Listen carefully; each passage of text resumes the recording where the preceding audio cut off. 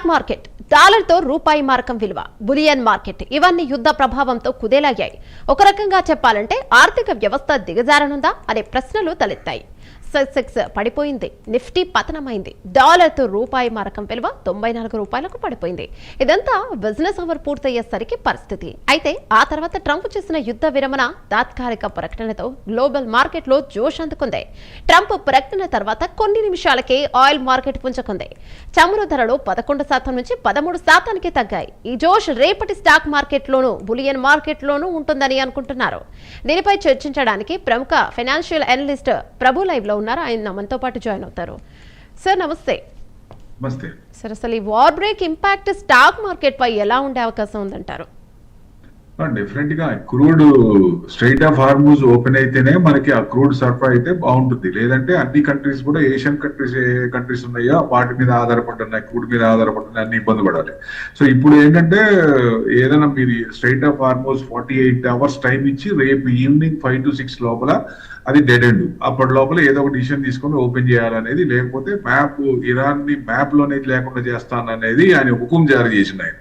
So మరి వాళ్ళు కూడా రిటాలియేషన్ కూడా అలానే చేస్తారు. ఎక్కడ వాళ్ళు కూడా ఏం తగ్గలా, ఎక్కడ తగ్గేదేలే అంటే వాళ్ళు కూడా గట్టిగానే ఇస్తున్నారు. సో ఇప్పుడు నెక్స్ట్ రేపు ఏమవుతుంది అనుకున్నప్పుడు ఇవాళ ఈవినింగ్ మార్కెట్ అయిపోయిన తర్వాత దాదాపు ఇవాళ ఇట్స్ బ్లాక్ మండే, ఇవాళ బాగా పడింది మార్కెట్. సో ఇప్పుడు ఈవినింగ్ అయిన తర్వాత మేము 2 days నుంచి చర్చలో ఉన్నాయి, పాజిటివ్ గా ఉన్నాయి. ఒక 5 days ఎందుకంటే పవర్ దాని మీద అటాక్ చేస్తాను అనేది 5 days పోస్ట్ పోన్ అన్నట్టు ట్రంప్ నుంచి ఎక్స్ లో పోస్ట్ అయింది.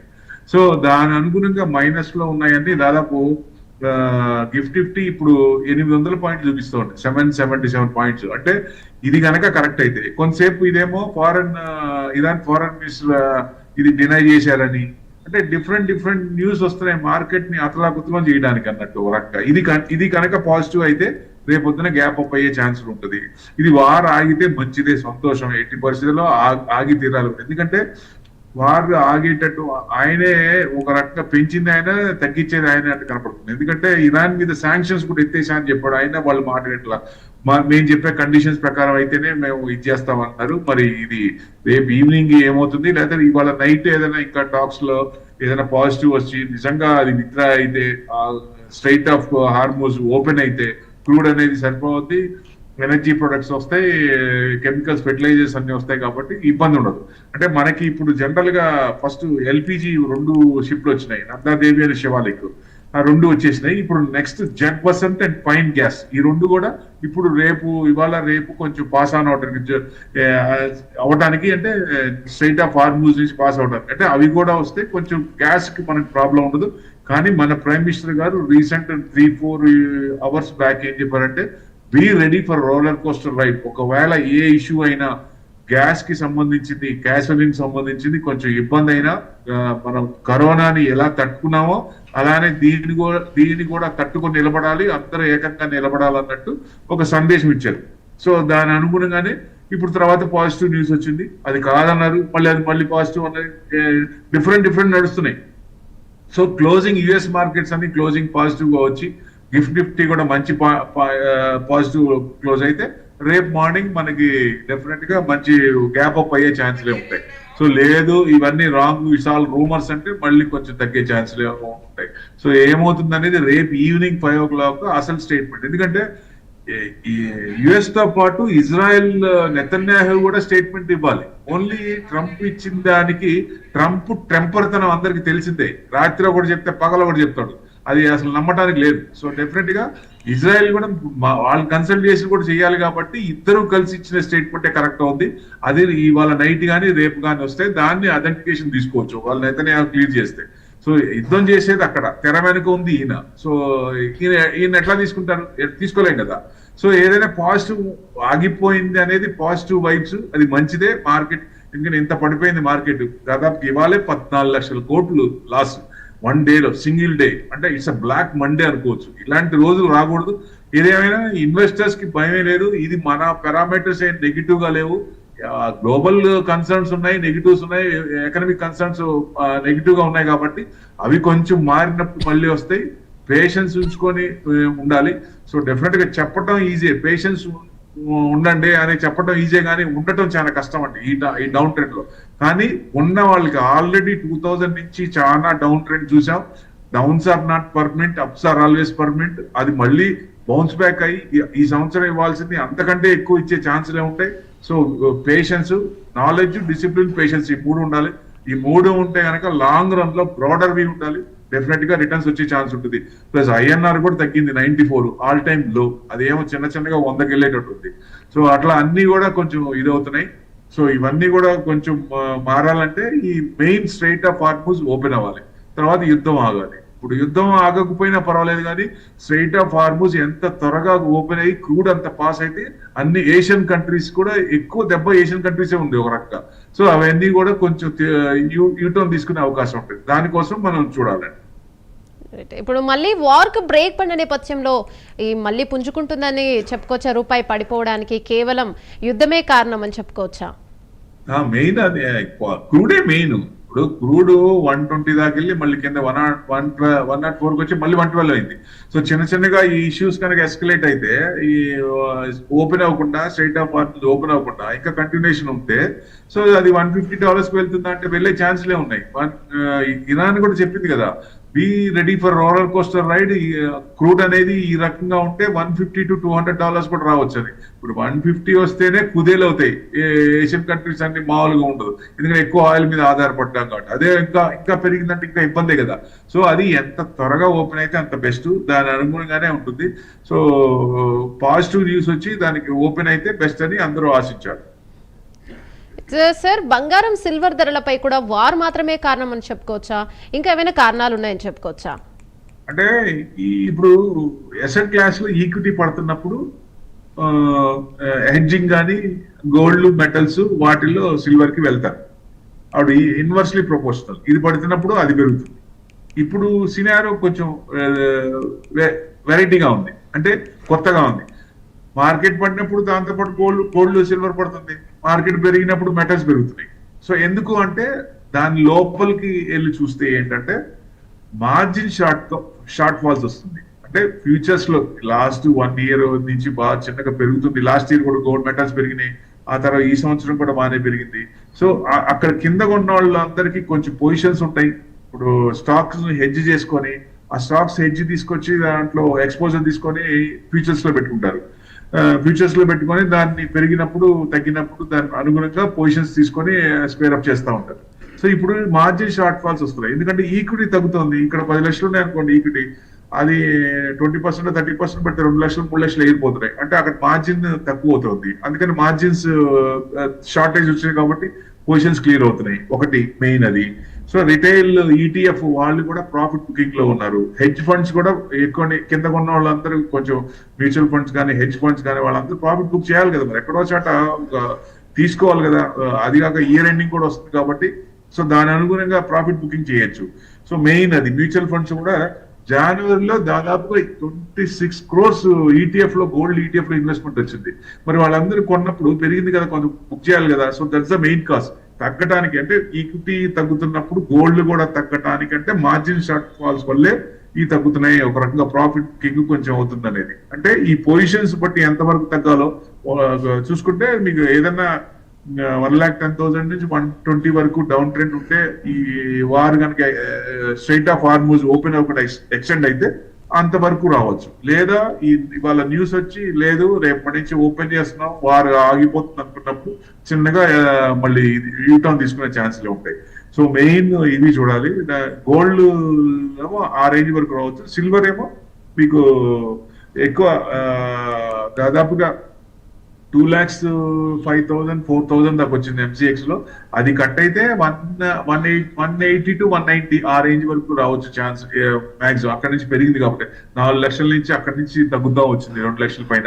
సో అంతవరకు రావచ్చు, తీసుకోవచ్చు. అక్కడి నుంచి ఎక్కడో ఒకసారి సపోర్ట్ తీసుకోవచ్చు. ఎందుకంటే గోల్డ్ అనేది ఇండస్ట్రియల్ యూసేజ్ పెరుగుతోంది, అదే దాంట్లో ఏం మార్పు లేదు. సిల్వర్ కి ఆల్టర్నేట్ యూసేజ్ ఏదైనా ఇంకో ప్రోడక్ట్ వచ్చి దీన్ని వాడచ్చు సిల్వర్ బదులు అన్నప్పుడు తప్ప, ఇండస్ట్రియల్ యూసేజ్ లో తేడా రానప్పుడు, సప్లై డిమాండ్ లో తేడా రానప్పుడు, డిమాండ్ ఎక్కువ ఉంది సప్లై తక్కువ ఉంది కాబట్టి. సో జనరల్ గా సిల్వర్ అనేది కొంచెం it's by product. Copper zinc చేసినప్పుడు వస్తుంది, బట్ గోల్డ్ అనేది అట్లా కాదు. గోల్డ్ అనేది కొంచెం డైరెక్ట్ మైనింగ్ కాబట్టి ఇది స్టాండ్ అలోన్ ప్రొడక్ట్ అది. సో దాని అనుగుణంగా కొంచెం ఉంటది కాబట్టి అది సిల్వర్ ని మనం టాక్టికల్ ఎలొకేషన్ అసెట్ కింద చూడొచ్చు. ఎందుకంటే రిస్క్ ఎక్కువ తీసుకున్నాం, వాలటాలిటీ ఎక్కువ ఉంటుంది అనుకున్న వాళ్ళే దాంట్లోకి రావాలి. సో యాక్సెప్ట్ చేసి దాంట్లోకి వచ్చినప్పుడు వెల్త్ క్రియేట్ అవుతుంది. బట్ గోల్డ్ అనేది it's stability, diversification. Down tent లో ఒక అసెట్ ఇమీడియట్ లిక్విడిటీ చూస్తే అది డిఫెన్సివ్ అసెట్ కింద తీసుకోవచ్చు. సో కొంత పర్సెంటేజ్ పెట్టుకోవాలి కానీ పెరుగుతుంది కదా మెటల్స్ లో అని విపరీతంగా పెట్టుకోవాల్సిన పని లేదు. మనకున్న క్యాపిటల్ లో 10 to 15%, అది కూడా డైవర్సిఫైడ్ చేసి మెటల్స్ లో కొంచెం కొంచెం అవసరార్థం గోల్డ్ ఎంతో, ఇన్వెస్ట్మెంట్ పరంగా సిల్వర్, కాపర్, జింక్, అల్యూమినియం ఇట్లాంటి డైవర్సిఫైడ్ చేసుకో కొంత పర్సెంటేజ్. ఎందుకంటే మొత్తం తీసుకెళ్ళి ఒక దాంట్లో పెట్టామంటే అది కుదేలేందంటే ఇప్పుడు 4,10,000 కొన్న వాళ్ళంతా పరిస్థితి ఏంటి సిల్వర్ ఇప్పుడు దాదాపు అది మళ్ళీ ఎప్పుడు రావాలా, ఎప్పటికి రావాలా, ఎన్ని సంవత్సరాలు పట్టాలా. సో అది అట్లా కాకుండా తక్కువ ఉన్నప్పుడు మనకు టెన్షన్ ఉండదు. ఇది ఎవరైనా చేయాల్సింది. డైవర్సిఫైడ్ చేసి ఈక్విటీ మీద నమ్మకం పెట్టుకుంటే భూమిని నమ్మినోడు ఎవడు బాగుపడకుండా ఉన్నట్టు ఈక్విటీ నమ్మినోడు కూడా ఎవడు బాగుపడనోడు ఎవడు ఉన్నాడు. ఎందుకంటే బట్ పేషెన్స్ ఉండాలి. పేషెన్స్ ఉండగానే నేను నా ఇది ప్రకారం చూస్తాను అంటే డౌన్ ట్రెండే ఉంటుంది. ఇప్పుడు చూస్తే ట్రంప్ డాన్స్లు ఇంకా ఉంటే క్యూబా మీద కూడా అటాక్ అయింది. అది ఆల్రెడీ ఇంకోటి కూడా రెడీ చేస్తున్నాడు ఆయన. గ్రిడ్ మీద అటాక్ చేశారు, పవర్ గ్రిడ్ మీద. వాళ్ళకి కరెంట్ లేదు 2 days నుంచి. సో అక్కడ రిజీమ్ చేంజ్, తర్వాత గ్రీన్లాండ్, ఆయన ఇష్యూలు ఇంకా ఉన్నాయి. దీంతో అయిపోలా, ఇరాన్తో అయిపోలా, ఇది కంటిన్యూషన్ ఉన్నాయి. ఇంకా 4-5 కంట్రీస్ లిస్ట్ ఉంది ఆయన దగ్గర. సో అది ఎంతవరకు వెళ్తారు ఆయన తెలిసిందే, టెంపర్తనం తెలిసిందే కదా. సో ఎక్కడ ఆగడు ఆయన, ఏ రకంగా ఆగడు. కానీ వెనక్కి రావడానికి కూడా మొహమాట పట్టు. ఇప్పుడు వెనక్కి వచ్చే పరిస్థితే ఉంది. యుద్ధం ఓడిపోతున్నాం అన్న తగ్గు మొహం పడుతున్నప్పుడు ఓడిపోతున్నాం అన్న భయంతో ఈయన ఎసెట్స్ పాటు చేసి బయటకు రావడం, అది హిస్టరీ ఉంది. యుఎస్ కి ఆ హిస్టరీ ఉంది. ఆఫ్ఘనిస్తాన్ కానీ వియత్నాం కానీ ఓడిపోతున్నప్పుడు వాళ్ళ ఎసెట్స్ ని డిస్ట్రాయ్ చేసి బయటకు వచ్చారు. సో ఈ సేమ్ థింగ్ హ్యాపెన్స్ హియర్. ఇక్కడ కూడా అదే జరుగుతుంది. ఆయిల్ రిఫ్రాక్టరీస్ మీద డిస్ట్రాయ్ చేసి బయటకు వస్తారు. Sir that's main. అంటే అతి తొందరలోనే ఎక్కడో చోట ఫుల్ స్టాప్ పడే ఛాన్స్ ఉంది. ఆయన యుగోకి ఫుల్ స్టాప్ పడే ఛాన్స్ ఉంది. రైట్ సార్, మీరు ఇందాక అన్నారు పులి స్టాప్ పడే ఛాన్స్ ఉందని. ఒకవేళ వార్ మొత్తం కూడా ముగింపు పడితే కనుక స్టాక్ మార్కెట్లు పుంజుకుంటాయా? మరికొన్ని రోజుల పాటు ఈ బ్లడ్ బాత్ తప్పదని చెప్పుకోవచ్చా? పులి స్టాప్ పడాలని ఎక్కడో చాటు పడుద్ది, పడకుండా ఉండదు. అది ఎప్పుడు వస్తుంది అనేది వీ హావ్ టు వెయిట్. అతి తొందరగా వస్తే మంచిది, లేట్ అయితే కొంచెం ఇబ్బంది పడాలి. ఏదేమైనా 2000 నుంచి చూస్తే ఎన్ని డౌన్ ట్రెండ్ చూడలేదు మనం. 2001, 2008, 2013, 2020 కోవిడ్ ఇవన్నీ ఉన్నాయి కదా. మరి అప్పుడు అంతా పడినప్పుడు మళ్ళీ అగైన్ అంతకంటే పెరిగినాయిగా. నెక్స్ట్ ఇయర్ అంతకంటే ఇచ్చినాయి, రిటర్న్స్ అంతకంటే ఇచ్చినాయి. So they same thing will happen ఇప్పుడు కూడా. సో ఇప్పుడు కూడా అదే లెక్కలో ఉంటది. కాకపోతే మనకి పేషెన్స్ ఉండాలి. ఎవరైనా ఫండమెంటల్స్ ఉన్న స్టాక్స్, మంచి స్టాక్స్, ఇవి ఇవాళ కాకపోయినా రేపైనా వస్తాయి అనుకునేది ధైర్యం, మనోధైర్యం రావాలి. అలాంటి స్క్రిప్ట్స్ లో పెట్టుకోవాలి. ఎందుకంటే చెప్పటం ఈజీనే, కానీ చేసే వాళ్ళకి చాలా కష్టంగా ఉంటుంది. డౌన్ ట్రెండ్ లో ఎవరికైనా ఇది ఫీలింగ్ ఉంటుంది. సో కానీ ఆల్రెడీ ట్రాక్ రికార్డ్ పాత వాటిలో ఇన్వెస్ట్మెంట్ చేసి తీసుకున్న వాళ్ళకున్న ధైర్యం కొత్త వాళ్ళకి ఉండదు. ఇప్పుడు వచ్చిన వాళ్ళందరికీ 6% ఎఫ్డి పెట్టినా బాగుండేది, అనవసరంగా వచ్చాం అనిపిస్తుంది. కానీ ఈ ఎక్స్పీరియన్స్ రేపు పెరిగినప్పుడు ఫర్దర్ గా ఉపయోగపడే ఛాన్సులు కూడా ఉన్నాయి. ఆ ధైర్యం వచ్చేస్తుంది వాళ్ళకి కూడా. సార్, మనం శ్రీలంకలో చూస్తే ఇప్పటికే పెట్రోల్ రేట్లు, డీజిల్ రేట్లు ఇవన్నీ కూడా ఎక్కువగా పెంచేశారు. ఇటు మన కంట్రీలో కూడా కొన్ని ఇన్స్ట్రక్షన్స్ ఇస్తూ ఉన్నారు ఇండైరెక్ట్గా. ఎందుకంటే ఎల్పిజిని గ్యాస్ మాత్రమే వాడండి, ఇంట్లో మాత్రమే వాడండి, వెహికల్స్కి వద్దని చెప్పి, వెహికల్స్ ఎక్కువగా ఖాళీగా తిరగకుండా ఇలాంటి చిన్న చిన్న ఇన్స్ట్రక్షన్స్ చేస్తూ ఉన్నారు. అంటే యుద్ధం ఆగేలా లేదు. మళ్ళీ క్రూడ్ ఆయిల్తో పాటు కానీ, పెట్రోల్ కానీ, ఇంకా గోల్డ్ వైపు కానీ, స్టాక్ మార్కెట్స్ వైపు కానీ ఇవన్నీ ఇబ్బందులు ఇంకా పెరిగే ఛాన్స్ ఉందన్నట్టుగా ఒక ఇండైరెక్ట్గా చెప్తున్నారని చెప్పుకోవచ్చా? సో ఇలాంటి టైంలో ఇన్వెస్ట్ చేయడం మంచిదే అంటారా ఏంటి? మన మోడీ గారు, మన ప్రైమ్ మినిస్టర్ కూడా పార్లమెంట్ లో ఇందాక just 3-4 hours back be ready for roller coaster ride if anything happens also మనం రెడీగా ఉండాలని చెప్పాడు ఆయన. అంటే వార్ ఆగుతుందా లేదా అనేది కన్ఫర్మిటీ లేదు అప్పటికి. సో ఆగుతుందా లేదంటే స్ట్రైట్ ఆఫ్ హార్మూజ్ ఓపెన్ అవ్వకపోతే గ్యాస్ కానీ, క్రూడ్ కానీ, ఫెర్టిలైజర్స్ కానీ ఇబ్బంది పడే ఛాన్స్ ఉంది. ఎందుకంటే ఎల్పిజికి మనకు వస్తే ఓకే ఫైన్, 2 షిప్లు వచ్చినాయి, ఇంకా 2 కూడా వస్తే కొంచెం పర్వాలేదు. బట్ రిస్ట్రిక్షన్స్ అనేది ఉన్నాయి. ఎందుకంటే రిమోట్ ప్లేసెస్ లో మొత్తం గ్యాస్ వాడద్దు, ఓన్లీ కట్టెలే వాడండి అని చెప్పి ఇచ్చారు. హోటల్స్ కానీ అవన్నీ క్లోజ్ అయిపోతున్నాయి. దాదాపు చాలా మంది బెంగళూరు వాటిలో హైదరాబాద్ కొన్ని క్లోజ్ చేశారు. ఇది ఎక్స్టెండ్ అయితే ఆ వారు కనుక అది స్ట్రైట్ ఆఫ్ హార్మోజ్ కూడా ఎక్స్టెండ్ అయితే గ్యాస్ కనుక రాలేదనుకోండి, అప్పుడు కొంచెం ఇబ్బంది అయ్యే ఛాన్స్ ఉంది. క్రూడ్ కూడా మనకి దాదాపుగా 20 షిప్పులు అక్కడ ఉండిపోయినాయి. అది వస్తుంది, వాళ్ళు యాక్సెప్ట్ చేశారు అంటున్నారు కానీ బయటికి రాలేదు ఇంకా. అది వస్తే మనకి ఇంకొక 2 వీక్స్ కనుక ఎక్స్టెండ్ అయింది అనుకోండి, క్రూడ్ కూడా కొంచెం ఇబ్బంది అవుతుంది. సో అందుకే ఆయన చెప్పింది ఏది ఏమైనా రెడీగా ఉండండి. సో ఎనర్జీ యూసేజ్ తగ్గించుకోండి అన్నట్టు ఇండైరెక్ట్ గా కోవిడ్ లో అందరు ఎలా సపోర్ట్ చేసుకున్నారు, ఇప్పుడు కూడా అలా సపోర్ట్ చేయాలి, అందరు కలిసి ఉండాలి, కలిసి ముందుకెళ్దాం అనే ఉద్దేశంతో చెప్పాడు ఆయన. సో అది మంచిదే. కానీ ఇక్కడ ఏదన్నా పాజిటివ్ న్యూస్ వస్తుందా అంటే కొంచెం పాజిటివ్ న్యూస్ వచ్చేటట్టు కనపడుతుంది. అది నిజంగా కరెక్ట్ అయ్యి 100% రైట్ అయితే సో రేపు మార్నింగ్ గ్యాప్ అయ్యే ఛాన్స్ ఉంటుంది. కాబట్టి అప్పుడు ఇంకా నిజంగా 5 days అయిపోయి వారు కనుక సెటరేట్ అయితే శాంక్షన్స్ ఇచ్చేసా అని చెప్తున్నాడు ఆయన. ట్రంప్ కూడా యుఎస్ ఇరాన్ మీద శాంక్షన్స్ ఎత్తేసాం, సో డెఫినెట్ గా ఇంకా ఉండదంటే స్టెప్ బై స్టెప్ ఆయన వెనక్కి ఎట్లా ముందుకు విగ్రస్ గా ముందుకెళ్ళాడో వెనక్కి కూడా అది స్టెప్ బై స్టెప్ అంటే వెయ్యలేక వెనక్కి వస్తున్నట్లు లెక్క ఒక రకంగా. సో అది మనకి ఎంత త్వరగా వస్తే అంత బెస్ట్. సో దీంతోనే ఆగిపోలేదు, రోలర్ కోస్టర్ ఇంకా ఉంది. నెక్స్ట్ క్యూబా ఆల్రెడీ నడుస్తుంది, ఇష్యూ నడుస్తుంది, స్టార్ట్ అయింది. సో అది మెయిన్, ఆయన సీట్ లో ఉన్నంత కాలం ఈ ఇష్యూస్ అనేది తప్పదు 100%. ఎందుకంటే మిడ్ ఎలక్షన్స్ ఉన్నాయి కాబట్టి, నవంబర్ లో యుఎస్ లో మిడ్ ఎలక్షన్స్ ఉన్నాయి. అది ఇంటర్నల్ పార్టీ ఏదన్నా రీప్లేస్మెంట్ ఇట్లాంటిది ఏదైనా చేస్తే, ఇంత చేసినా కానీ మెదలకుండా ఉంటాం అనేది మరి ఏ రకం చూసుకోవాలి. అందుకే రైట్ టు రీకాల్ కూడా ఉండాలి. యాక్చువల్ గా ఓటేసినప్పుడు ఎట్లా ఉండాలో, ఏదైనా తప్పు చేస్తున్నప్పుడు రైట్ టు రీకాల్ కూడా ఉంటే 100% రైట్. మన పార్లమెంట్ లో కూడా చర్చ జరిగింది రీసెంట్ గా. సో డెఫినెట్ గా రైట్ టు కాల్ అని ఉంటే, సో డెఫినెట్ గా అది మళ్ళీ ఓటేసినప్పుడు తర్వాత ఏదైనా రాంగ్ చేస్తున్నప్పుడు వెనక్కి తీసుకోవడానికి కూడా ఛాన్స్ ఉండాలి. అప్పుడు కరెక్ట్ అవుద్ది. ఎందుకంటే ఎవరు కూడా తప్పులు చేయరు ఇలాంటివి. ఎందుకంటే నేను పట్టిన దానికి 3 కాళ్ళు, నేను చెప్పిందే వేదం, మోనార్కి నేను అన్నట్టు చేస్తే ఎట్లా మరి ఆయన ఇబ్బంది పడే కాకుండా వాళ్ళ దేశం ఇబ్బంది పడే కాకుండా అన్ని దేశాలు కూడా ఇబ్బంది పడుతున్నాయి. సో అందరినీ ఇది చేస్తున్నారు. దానివల్ల క్రూడ్ వల్ల ఇన్ఫ్లేషన్ పెరుగుతుంది. నెక్స్ట్ దాని ఎఫెక్ట్ ఎర్నింగ్స్ మీద, Q4 ఎర్నింగ్స్ కూడా పడే ఛాన్స్ ఉంది. ఇప్పుడు ఎన్విడియా రిజల్ట్స్ దాదాపుగా నెక్స్ట్ వస్తుంది, ఆ ఐటీ ఇండెక్స్ కాబట్టి ఆ ఎఫెక్ట్ దాని మీద కూడా పడే ఛాన్స్ ఉంటుంది. సో ఇవన్నీ చూడాలి కాబట్టి ఎర్నింగ్స్ కూడా ఇబ్బంది పడితే Q4 కూడా ఈ సంవత్సరం ఇంతేనా అనిపిస్తుంది. నెక్స్ట్ ఇయర్ మళ్ళీ ఏమన్నా ఛాన్స్ ఉంటే ఇవన్నీ ఆగిపోయి ఏదైనా సుదిరితే మంచి న్యూస్ పాజిటివ్ వస్తే అప్పుడు ఏమన్నా ఛాన్స్ ఉంటుందా. ఇంట్రెస్ట్ రేట్లు కూడా వాళ్ళు 3 times ఉంటాయి అని చెప్పి డిసెంబర్ చేయొచ్చు. అది కూడా ఇవన్నీ తగ్గితే, ఇన్ఫ్లేషన్ తగ్గితే, అనుకున్న దానికంటే ఎక్కువ ఉంది, అందుకంటే తగ్గితేనే చేస్తాం ఆకిష్ గా మాట్లాడారు. అక్కడి నుంచి ఇదవుతుంది. సో ద మెయిన్ కారణం ఇవన్నీ కూడా చేంజ్ అయితే డెఫినెట్ గా it will take a time అన్నట్టు ఉంది. సో ఎప్పుడు పాజిటివ్ న్యూస్ వస్తుందా అనేది any time it may come. వచ్చిన రోజు మార్కెట్ విపరీతంగా పెరిగే ఛాన్స్ కూడా ఉంటుంది.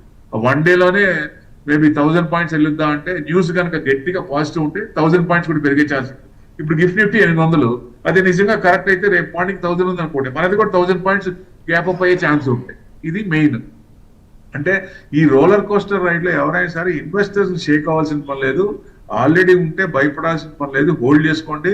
మీకు మళ్ళీ ఏదైనా డిఫరెన్స్ 20% అబవ్ ఉంటే కొంచెం యావరేజ్ చేయొచ్చు. అది కూడా 20% ఉండి పడుతుంటే ఆగాలి, పడి మళ్ళీ యూటర్న్ తిరిగి కొంచెం పర్లేదు ఇక్కడ నుంచి అనుకున్నప్పుడు అప్పుడే యావరేజ్ చేసుకుంటే మీరు తొందరగా బయటికి రావచ్చు, పాజిటివ్ రావచ్చు. డబుల్ ఈ పడింది కూడా డిస్కౌంట్ వచ్చే ఛాన్స్ ఉంటుంది. అది మెయిన్. రైట్ సార్, అసలు బంగారం గురించి చెప్పుకోవాలంటే 4 లక్షలు అవుతుందన్నారు, 5 లక్షలు అవుతుందన్నారు. సామాన్య ప్రజలు కొనే పరిస్థితి లేని బంగారం సడన్ గా ఒక్కసారిగా కొద్దిగా తగ్గిందని చెప్పుకోవచ్చు. మళ్ళీ ఏమైనా పెరిగే అవకాశం ఉందా? ఇటు సిల్వర్ వైపు కూడా చూసుకుంటే కొద్దిగా తగ్గిందని చెప్పుకోవాలి. మళ్ళీ అంటే నిజంగానే మనం చెప్పుకోవాలంటే యుద్ధం ఎప్పుడు ఆగుతుందో, ఎప్పుడు మొదలవుతుందో, అటు ట్రంప్ ఎలాంటి నిర్ణయం తీసుకుంటాడో ఏమీ అర్థం కావట్లేదు. మరి ఇప్పుడున్న పరిస్థితుల్లో గోల్డ్ కొనొచ్చు అంటారా? కొనే వాళ్ళకి, ఇన్వెస్ట్మెంట్ చేసే వాళ్ళకి గోల్డ్ పై ఏమని చెప్పుకోవచ్చు? అంటే గోల్డ్ ఇన్వెస్ట్మెంట్ యాంగిల్లో చూడకుండా ఒక రకంగా కొంత % అవసరార్థం ఎంతో పెట్టుకుంటే దిగులే లేదు, వాడతాం కాబట్టి. అదే బిస్కెట్లు కొని లాకర్లో కొని ఇంట్లో పెట్టుకుంటే సెక్యూరిటీకి ప్రాబ్లమే, ఆ లోన్స్ కి ప్రాబ్లమే. కొత్త లోన్ ప్రకారం లోన్ కూడా రాదు. అంటే డౌన్ ట్రెండ్ ఇంకా కొంచెం ఉంది, వాసన అనేది కొంచెం ఉంది, ఇంకా తగ్గే ఛాన్స్లే ఉన్నాయి. సో ఏదైనా 1,10,000 to 120, అది 2 lakhs వరకు మ్యాక్స్. ఏదైనా ఛాన్స్ కొంచెం డౌన్ ట్రెండ్ ఉంటే 180 to 190 ఆ రేంజ్ వరకు రావచ్చు. అక్కడ నుంచి కొంచెం ఇండస్ట్రియల్ యూసేజ్ లో తేడా అన్నది కూడా సిల్వర్ లాంగ్ రన్ లో పెరగచ్చు. గోల్డ్ ఇప్పటిలాగా లాస్ట్ ఇయర్ ఇచ్చినంత ఈ సంవత్సరం ఇస్తుంది లేదా నెక్స్ట్ ఇయర్ కూడా ఇస్తుంది అనుకోకుండా చిన్న చిన్నగా ఈ సెంట్రల్ బ్యాంక్స్ అన్ని ఇప్పుడు కొన్నాయి అనుకోండి, ఇప్పుడు తక్కువ రేట్ లో ఉన్నాయి, ఇప్పుడు కొనుక్కుంటే వాళ్ళు కూడా కొంచెం ఎక్కువ అవుతుంది. అట్లా ఉంది, వాళ్ళేం అమ్మరు. కాబట్టి లాంగ్ రన్ లో కొంచెం కొంచెం పెరిగే ఛాన్స్ ఉంటుంది, కానీ విపరీతంగా పెరిగే ఛాన్స్ ఉంటుంది. మీరు అన్నట్టు 5 లక్షలు పోవాలంటే క్రైమ్ రేట్ అనేది విపరీతంగా ఉంటుంది. ఇప్పుడున్న రేటుకి 60-70 టైమ్స్ పెరుగుద్ది. సో అట్లా కాకుండా మామూలుగానే ఉంటది. ఎప్పుడైతే వాళ్ళకి ఏదైనా క్రైసిస్ వచ్చి అమ్మారనుకోండి, అప్పుడు తగ్గే ఛాన్స్ ఉంటుంది. ఇప్పుడు 1,00,000 కంటే తక్కువ వస్తుంది కొనుక్కుందాం అని ఆగిన వాళ్ళకి కొంచెం నిరాశ అవుతుంది. ఏదైనా కొంచెం స్టాగర్డ్ మేనర్ లో, అంటే మనము 1,00,000 పెట్టుకుందాం అంటే ఒక 25,000 4 సార్లు పెట్టుకోవటం మంచిది. ఎందుకంటే ఫియర్ ఆఫ్ మిస్సింగ్ అవుట్ ఉండకుండా, ఒకవేళ అక్కడి నుంచి పెరిగింది అనుకోండి ఆ సాటిస్ఫాక్షన్ ఉంటుంది, తగ్గింది అనుకోండి తక్కువలో వస్తుంది. సో పార్ట్ గా కొనుక్కుంటే మంచిదని ఉద్దేశం. Right, thank you sir, thank you so much మాతో జాయిన్ అయినందుకు.